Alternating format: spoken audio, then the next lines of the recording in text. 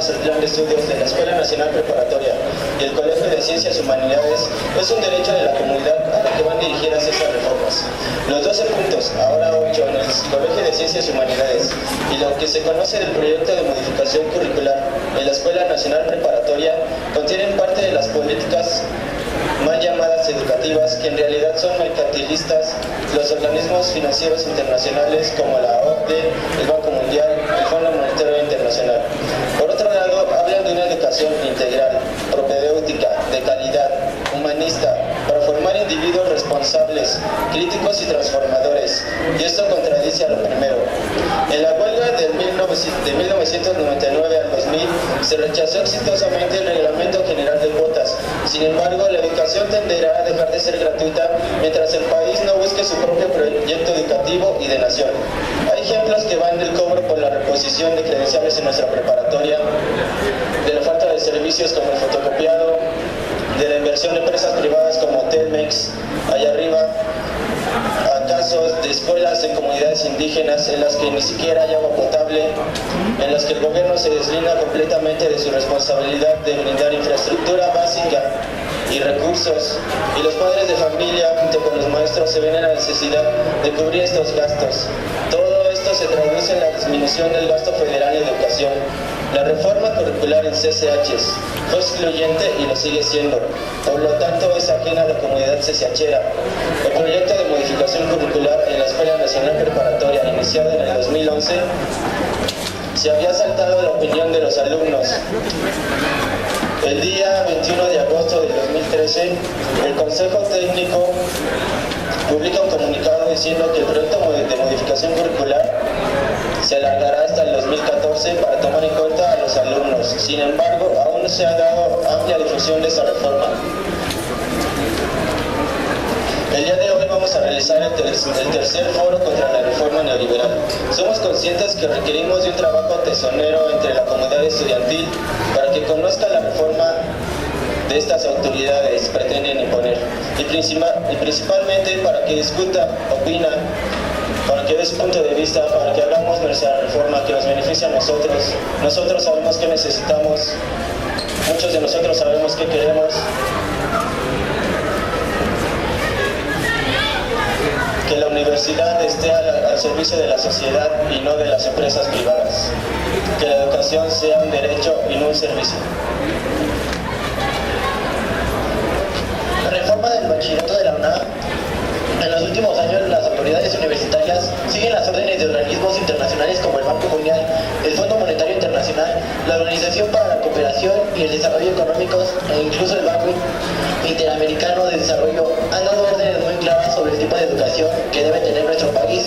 Es en ese marco en el que se desarrolla la supuesta fundamentación de la reforma de los SH, conocido como los 12 puntos, y la reforma curricular de la Escuela Nacional Preparatoria. Los gobiernos en turno cumplen absolutamente todas las órdenes que mandatan estos organismos y prácticamente llamadas recomendaciones, a cambio de apoyos que en realidad significan endeudamientos para el tema de educación. Encontramos que las órdenes han sido claras: desarrollo de estrategias para diversificar el financiamiento de las instituciones de educación superior a través de otras fuentes, como el aumento de cuotas de exalumnos, donaciones, venta de servicios a profesores y estudiantes, compensaciones económicas de empresas por servicios de capacitación, investigación y aportación de recursos de fundaciones extranjeras y nacionales, introducción de mecanismos de evaluación que permitan controlar la formación de nuevos profesionistas, el desempeño y la productividad de las instituciones de educación superior condicionados a financiamientos y apoyos. La recomendación prioritaria para el funcionamiento de los sistemas educativos es evaluación, evaluación, evaluación. Este proyecto es tan proimperialista y reaccionado como todos los proyectos educativos que le han antecedido. El objetivo es que el Estado se desentienda de su responsabilidad y cumple con lo que dicta la Organización para la Cooperación y el Desarrollo Económicos, y con eso la responsabilidad pasa a manos del sector privado, que todo ve, no un derecho sino un servicio que quien pueda pagarlo lo tendrá y quien no, no. Será uno más de los excluidos. La OECD pretende que la sociedad civil se haga cargo de buscar recursos para las escuelas. Las llamadas cuotas voluntarias ya no serán tal sino obligatorias, y de año en año se incrementarán. De esa manera se podrá hacer realidad el mandato, desconocer la educación como un derecho y convertirla en un servicio transferencia de paga, quien la recibe, y el Estado, en vez de cumplir con esa obligación, sigue explotando a los pobres banqueros con millones de dólares que tanto lo necesitan.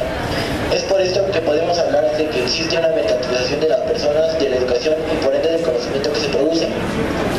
Otro de los objetivos es la desaparición de las grandes universidades. México, por supuesto, la UNAM, con el argumento de que como son verdaderos gigantes, no pueden cumplir cabalmente todas sus funciones, además de que deben buscar financiamiento, deben reducir sus matrículas porque no es posible que otorguen educación a tantos estudiantes.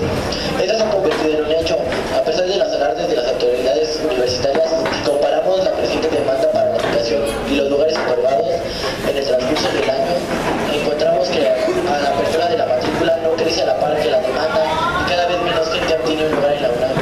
A todo esto se suma que los alumnos y por ende los profesores están en constante evaluación, pero con estándares internacionales. Esto no garantiza que la evaluación sea de mayor calidad, sino que sea desigual, ya que no todos los estudiantes a nivel internacional tienen las mismas oportunidades de estudio. En el caso de nuestro país, las diferencias también se notan de manera importante. Por otro lado, es imposible que en un examen se pueda medir la inteligencia o el conocimiento del alumno. Existen muchas habilidades que podemos tener y son imposibles de tomar en cuenta por medio de un examen que consiste en rellenar círculos. Todas estas órdenes se han cumplido al pie de la letra en nuestro país. Ahí la reducción de matrícula, las distintas evaluaciones como la prueba enlace, el examen de ingreso a la preparatoria con PEMS y el examen de ingreso a la licenciatura nivel. Con estos exámenes también se busca la homologación del bachillerato a nivel nacional, es decir, que todos los bachilleratos tengan el mismo nivel educativo. Por propuesta no es mala en sí mismo. El problema radica en el descenso de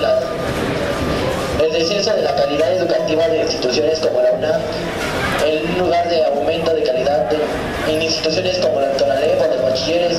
Son estas escuelas las que deben elevar el nivel. La UNAM no debe reducirlo para otorgar la misma educación que un bachillerato técnico. Es en medio de esto cómo se puede entender la introducción de proyectos en la UNAM, como la construcción de salas Telmex o los LACE, que en realidad son iniciativas del Banco Interamericano de Desarrollo, pero que los resultados y avances de investigación no se quedan en la ANP, sino que se los apropia dicho organismo.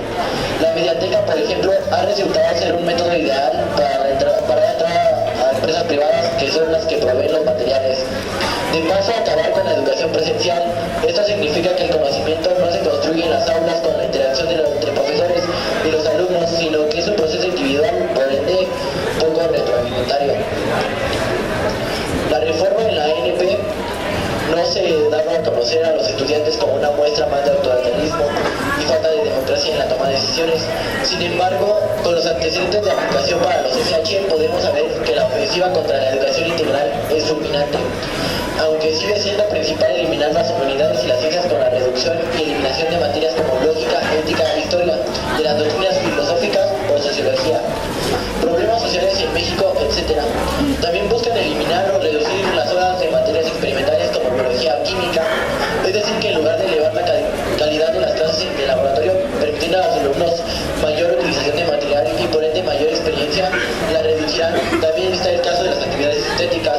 En años anteriores, en un mismo curso se tomaban varios tipos de actividades como música, teatro, dibujo, etc.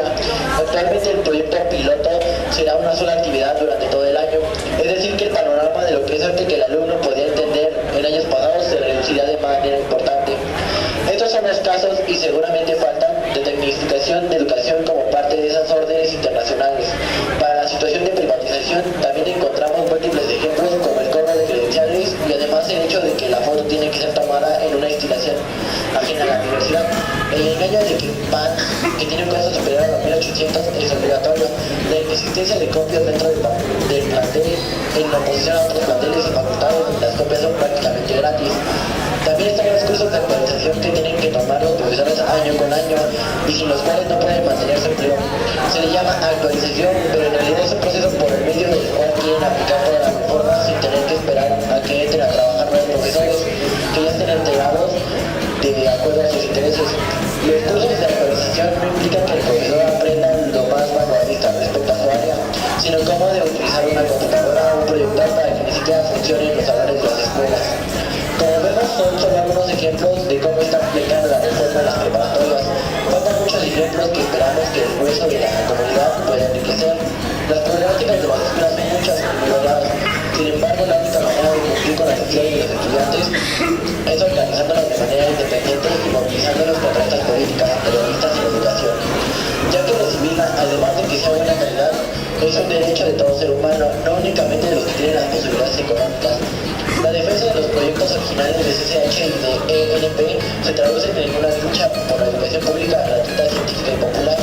La alternativa es concreta: aportar entre estudiantes y profesores nuestras opiniones, comentarios y propuestas para mejorar la educación en la UNAM y luchar por ello, exigiendo que seamos tomados en cuenta en la toma de decisiones sobre nuestro futuro y de las generaciones que vienen atrás.